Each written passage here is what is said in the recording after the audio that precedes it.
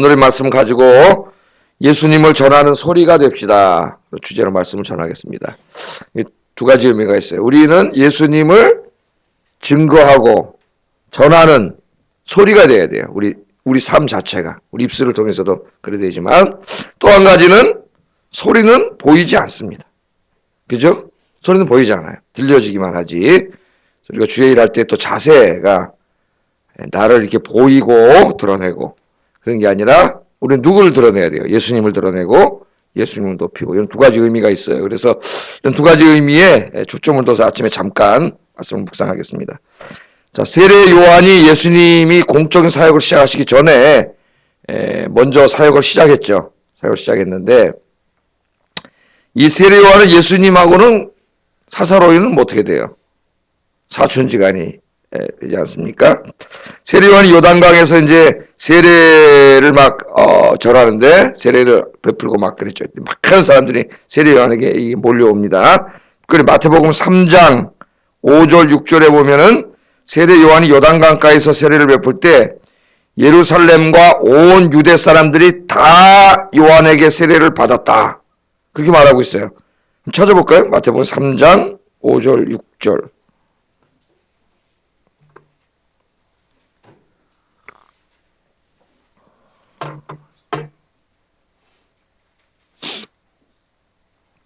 읽어보겠습니다. 시작.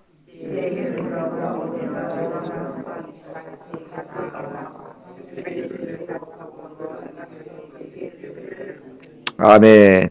여기 보니까 예루살렘과 온 유대와 요단강 사방에서 다 왔다. 다 왔을까요? 한 명도 안 빼고? 다 세례 받았을까요? 이게 하나의 문학적인 표현이죠. 그러니까 우리 어디 저 광장에 사람 많이 오면 야 서울 사람 다 왔어 그러잖아요. 그렇죠? 서울 사람 다 왔어요. 다 온 게 한 사람도 빠지지 않고 다 왔다는 게 아니라 그만큼 많은 사람들이 왔다는 얘기예요. 이 요단강가에서 세례를 주는데 이 지역에 있는 많은 사람들이 와가지고 세례를 받았다 그렇게 얘기하고 누가복음 3장에 보면은 이 사람들 중에 누구 있는가 이런 직업별로도 분류를 하죠. 누가복음 3장에 보면은 세리들도 왔고 군인들도 왔고 이런 사람도 왔다. 누구 왔다고 이런 걸 다 이렇게 와가지고 세례를 받았다. 그러니까 이 세례 요한이 요단강가에서 세례를 줄 때 유대 사회가 발칵 뒤집힌 거예요. 발칵 뒤집혔습니다. 왜 뒤집혔을까요? 이 사람들이 마지막 때에 메시아가 와서 세례를 준다고 하는 사상을 가지고 있었기 때문에 야, 이 혹시 메시아가 아니냐? 메시아가 아니. 자기들이 그렇게 기다렸던 메시아. 몇 년 전에도 가짜 메시아들이 몇 명 왔다 갔죠. 내가 메시아다 그래가지고 군대를 일으켜가지고 로마랑 싸우다가 패배해서 죽어버린 사람들이 있었어요. 그러니까 항상 이 메시아 운동이 막 이렇게 들끓고 있었고 사람들이 메시아를 기대하고 있던 그런 시대입니다. 누가복음 3장 15절에 보면은 야 이거 정말 메시아 아니야? 메시아 아니야? 성경에서 예언한 메시아 우리의 소망 저 로마 군대를 그냥 단방에 그냥 물려쳐버리고 우리 민족을 구원할 메시아 아니야? 막 이런 분위기가 막 이렇게 유대사에 끌어올랐다는 거예요. 자, 그러니까 이 상황을 지켜보고 있던 유대 당국 성경에 보면은 유대 당국이 누구냐면은 이 사내들인 공회죠. 사내들인 공회. 저 그때 여러 번 말씀드렸죠. 사내들인 공회. 그 당시 유대는 이제 로마의 식민 통치를 받고 있었기 때문에 그 로마가 이렇게 지배하고 있잖아요. 근데 이제 유대 사회에는 자치권을 줬어요. 그래서 유대 사회에 이 사내들인 공회라는 걸 만들어 한 70명 정도의 지도자들이 집단 지도 체제로 이스라엘 통치했습니다. 여기 우두머리가 대제사장이에요. 그러니까 대제사장은 종교적인 인물일 뿐만 아니라 이 시대 누구예요? 정치적인 인물이에요. 제가 지난번에 그 구역장 세미나를 계속 일주일 한 다음부터 목이 안 돼. 목이. 자, 이 정치적인 인물이에요, 이 사람이. 근데 막 요단강가에 막 사람들이 새카맣게 몰리고 군인들도 몰리고 세리도 몰리고 막 관료들 다 와서 막 이게 세례를 받고 그러니까 이게 도대체 뭐냐. 큰일 나겠다 잘못하면. 그래갖고 이제 사람들을 보냈다는 거예요. 사람들을 보내가지고 이 떠도는 소문을 근거로 해서 요한에게 물어보기 시작합니다. 성경 말씀이 그거죠. 와서 뭐냐. 네가 정말 메시아냐? 그렇게 물어봐요. 네가 정말 메시아냐? 야, 세례하는 거 나보고 메시아라고 물어보는 거야. 이때 사내들인 공회에서 와가지고 제사장과 레위인들이 와서 당신이 메시아입니까? 그렇게 물어보는 거예요. 내가 메시아입니다. 그럼 어떻게 될까요? 이전의 메시아들처럼 사람들이 막 몰려올 것이고 자기를 막 왕으로 추대할 것이고 대단한 그런 거죠. 그렇게 하고 싶으세요? 안 하고 싶으세요? 여러분 사람들이 막 와, 저 사람 최고다 막 야 우리 교회에서 최고야. 믿음도 최고야. 막 전도도 최고야. 그렇게 하고 싶으세요? 그런 마음이 있잖아요. 우리 마음속에. 근데 세례 요한이 오늘 말씀해 보면 조금도 머뭇거리거나 숨기지도 않고 20절에 뭐라고 말합니까? 네가 메시아냐? 당신이 메시아입니까? 이렇게 세례를 주고 이 많은 사람들이 와서 막 이렇게 하는 거 보니까 당신이 메시아입니까? 그때 뭐라 그래? 20절 읽어보겠습니다. 시작.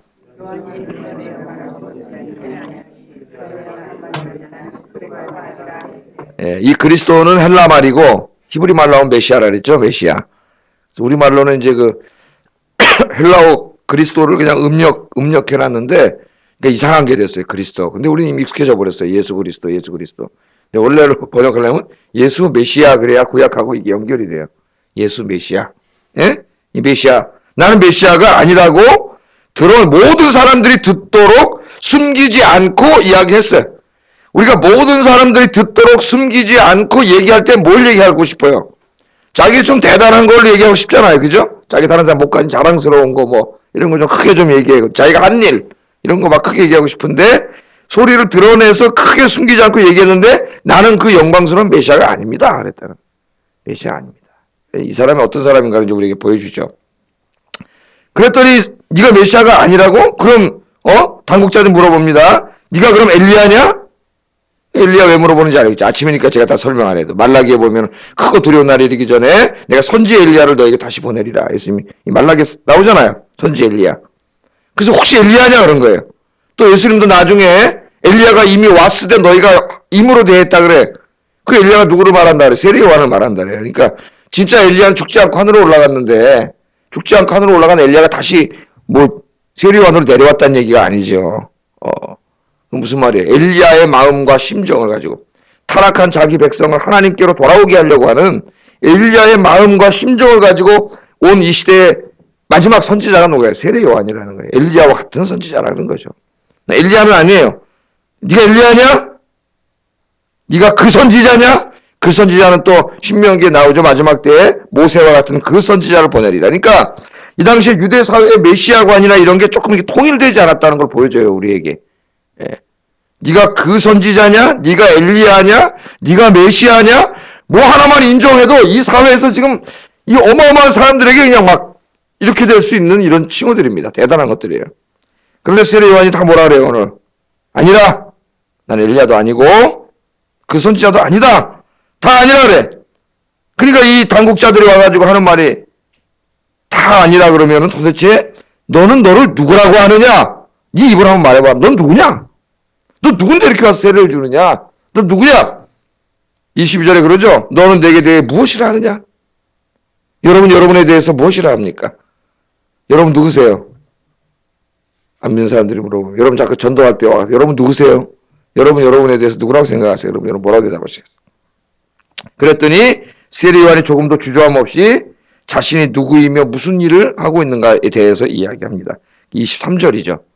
23절 같이 한번 읽어보겠습니다. 시작.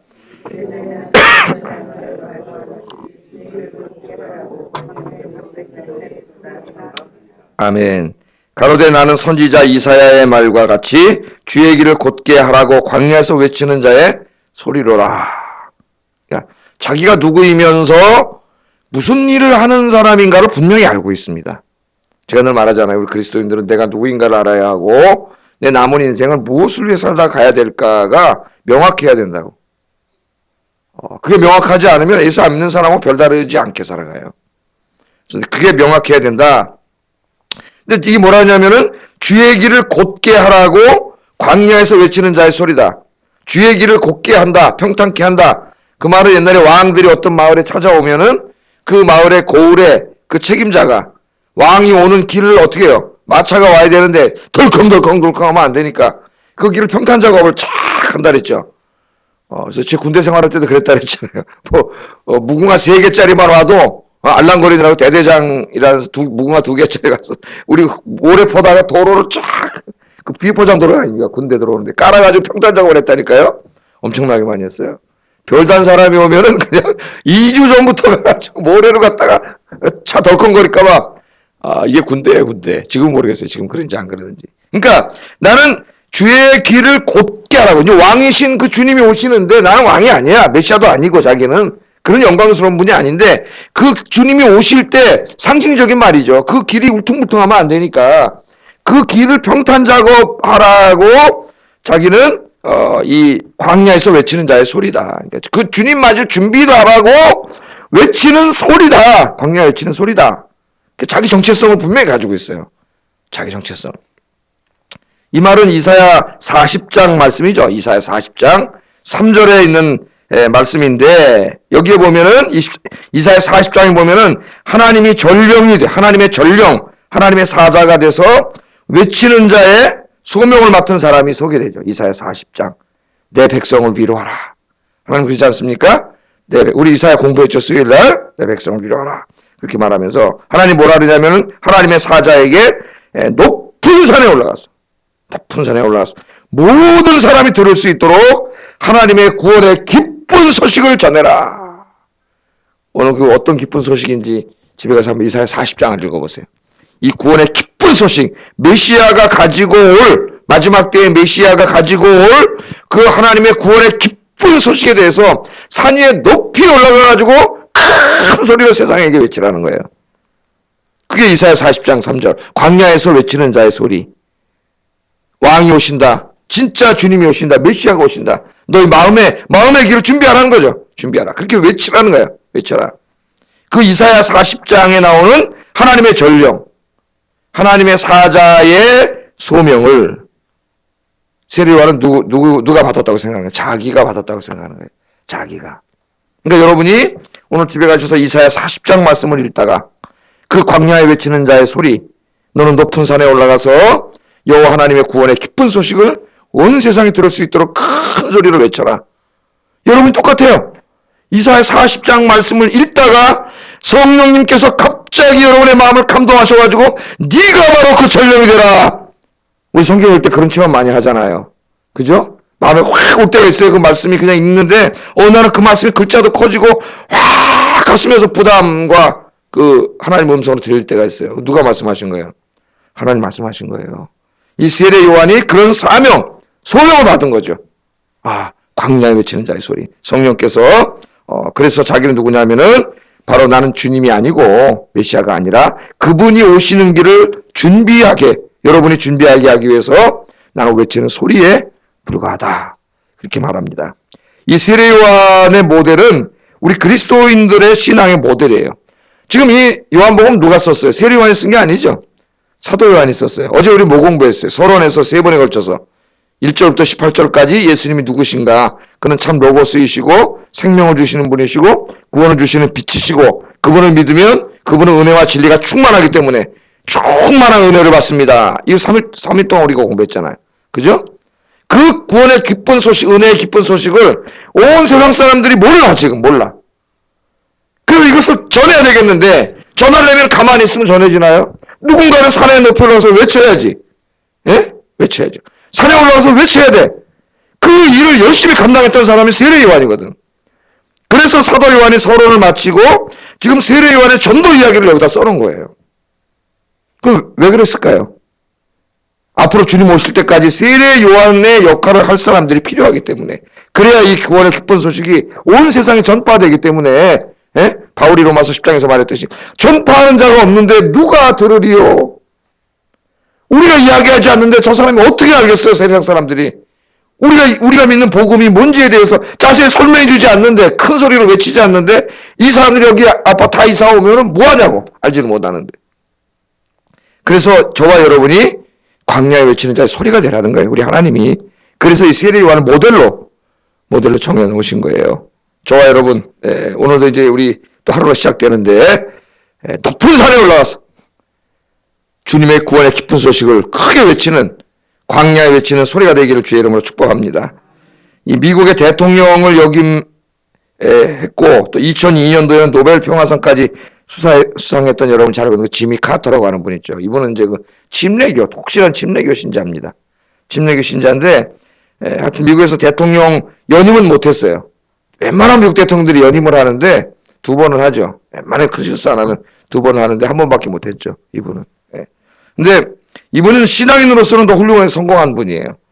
그 자기 자서전을 제가 읽어봤더니 그 자서전에서 간증을 하는데 자기가 옛날에 그 자기 교회에서 전도 집회를 해마다 하는데 우리 교회 전도 집회할 때 전도 집회 합니다.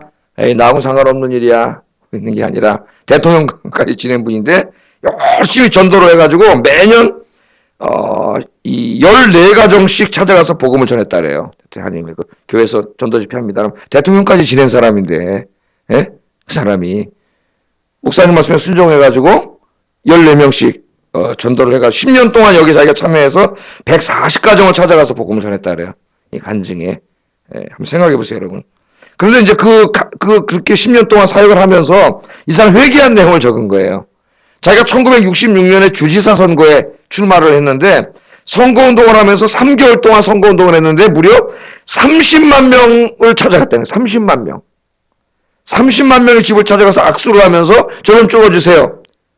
이랬다는 거예요. 이 책에 나오는 내용이. 3개월 동안에 30만 명을. 그것을 자기가 회상하면서 하나님 앞에 회개를 하는 거예요. 이분이. 야, 내가 나를 위해서는 내 일을 위해서는 3달 동안 30만 명을 찾아가서 집에 문틈을 다 찍어달라고 그랬는데 내가 이 생명을 구원하는 일을 하는데 하나님의 일을 하는데 복음 전하는데 10년 동안 140가정밖에 찾아가지 못했습니다. 부끄럽습니다. 그리고 회개한 거예요. 여러분 140가정을 전도했는데 하나님 앞에 부끄러움을 느꼈어요. 자기를 위해서는 30만 가정을 찾아갔는데 하나님을 위해서 내가 10년 동안 140가정밖에 찾아가서 전도하지 못했다는 사실에 대해서. 그럼 여러분 우리 자신을 한번 돌아볼 필요가 있어요. 이번 대통령까지 지낸 사람이 이렇게 회개를 하는데 우리는 과연 1년에 몇 사람에게 예수를 전하고 있는가? 몇 사람에게 찾아가고 있는가? 난 지금까지 살아오면서 내 주변에 있는 사람들에게 몇 사람에게 예수 믿으라고 가서 이야기하고 안타까운 마음으로 복음을 전했는가?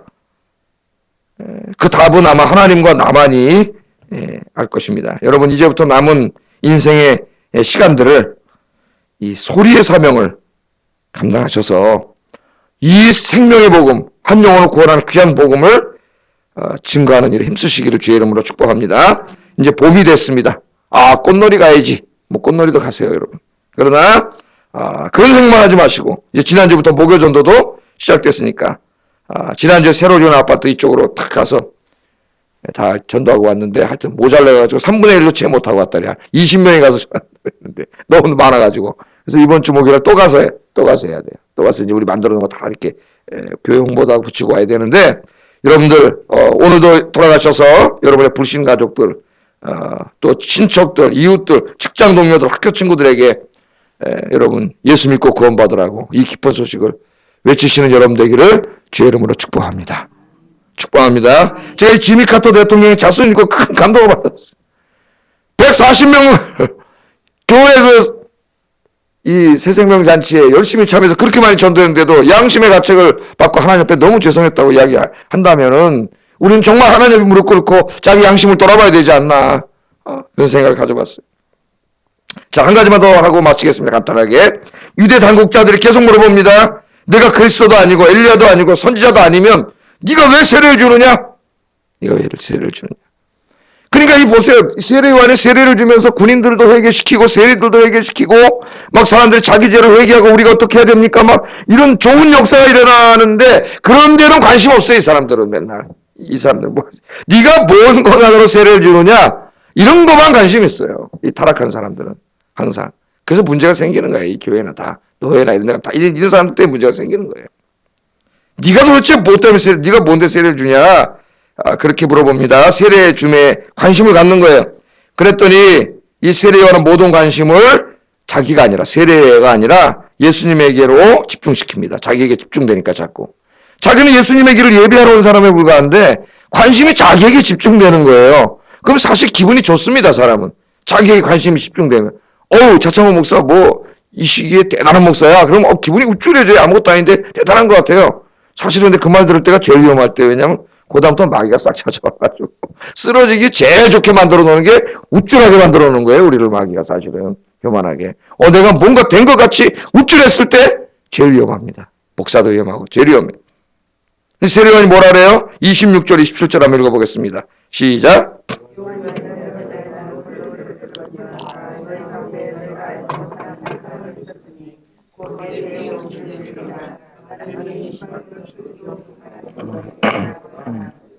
그러니까 세례요한이 자기는 예수님을 증거하는 건데 지금 이게 엉뚱하게 예수님께 관심이 안 가고 자기에게 관심이 오니까 이게 큰일 났잖아요. 여러분 사도 바울도 그러죠. 사도행전에 보면 귀신을 쫓아내 병자 고치니까 막 와 이거 하늘에서 신이 내려왔다 해가지고 막 제사를 지내려 하잖아요. 바울에게. 그러면 얼마나 신나겠어요. 그래서 다 교주가 되는 거예요. 여러분. 이단이 된 목사들이. 건전하게 다 이단된 목사들도 있어요. 이 교만에 빠져가지고 사람들이 막 자기한테 제사를 지내라니까 바울이 막 말리잖아요. 막 못하면 야 이 사람들아 이런 일을 하지 말라고 지금 복음을 전하는데 이게 지금 무슨 이런 일을 하냐. 하나님께 예배를 드려야지 왜 나한테 예배를 드리냐. 이 말을 우리 목사들이 제일 먼저 들어야 돼요. 사실은 이 말을. 세례요한은 자기를 한껏 낮추면서 예수 그리스도를 높이죠. 나는 물로 세례를 주는 사람이 불과하지만 내 뒤에 오신 이는 오늘 요한복음에 안 나오지만 마태복음 누가복음 읽으면 성령으로 불로 세례를 주시는 진짜 세례를 주는 분이 오신다. 나하고 그 사람 그분하고 비교하면 나는 누구예요? 그분에 비하면 그분의 신발끈을 풀어주는 일도 감당하지 못할 정도 비교를 하는 예수님하고 자기하고. 그럼 여러분 신발끈을 풀어주는 일은 누가 하는 거예요 원래? 종 중에서도 종도 여러 종류의 종이 있어요. 제일 낮은 종이 하는 거예요. 그러니까 이 선생님하고 학생들이 공부를 하다가도 랍비가 있잖아요. 그 랍비의 모든 일을 다 도와주고 헌신하고 섬기지만은 신발끈을 풀어주진 않아요. 제자들도. 그거는 종 중에서 제일 낮은 종이 하는 일이에요. 근데 좀 세례요한이 뭐라 그러냐? 자기를 자꾸 메시아인 줄 알고 세례를 줌에 대해서 집중하고 관심이 자기에게 집중되니까 이게 큰일 났단 말이죠. 이런 거 하지 말라고 지금 예수님을 증거하고 있는데 자기가 이리 올라가는 거예요. 그 예수님에 대해서 설교를 하면서 예수님과 나를 비교하면은 나는 그분의 제일 천한 노예가 하는 신발끈 풀어주는 일도 감당하지 못할 예수님이 바로 그런 분이라는 거예요. 그렇게 하므로 이 세례요한 우리가 여기서 배워야 될 게 뭐예요? 하나님 일을 열심히 할 때 잘못하면 관심을 자기에게 집중시킬 수가 있어요. 내가 했다. 내가 최고다. 내가 다 했어. 이런 생각이 드는 순간 마귀가 역사하는 거예요. 쓰러져요. 큰일 나요, 여러분. 그렇게 시작하면. 내가, 나, 이런 것들을 다 생길 때 기도해야 됩니다. 이런 것들 없애야 돼요. 나는 죽고 다 누가 하셨어요? 주님이 하셨습니다. 할렐루야. 예. 주님께 영광을 돌려야 돼. 관심을 예수님께 집중시키는 목회자나 교사는 훌륭한 사람이지만 은근히 관심을 자기에게 집중시키면서 자기가 대단한 사람인 것처럼 이렇게 싹 올려가는 사람은 굉장히 조심해야 돼요. 조심해야 된다. 우리는 다 누구를 높여야 돼요? 오직 한 분. 예수님만을 높이고 다 주님이 했습니다. 예? 주님이 했습니다. 그래서 사도 바울도 빌립보 교인들에게 살든지 죽든지 내 몸에서 그리스도만 존귀되게 하려 한다. 그러잖아요. 감옥에서 내가 석방되든지 안에서 순교하든지 그런 거 나 관심 없다는 거예요. 내가 순교를 하더라도 그게 주님의 영광을 돌리는 일이면 난 기쁘고 석방이 되더라면 또 그게 주님의 영광을 돌리는 일이면 그게 기쁘다 그랬죠. 오직 주님의 영광을 위하여. 그래서 우리 예수님께서도 누가복음 17장 10절 마지막 한번 찾아보고 기도하겠습니다. 누가복음 17장 10절.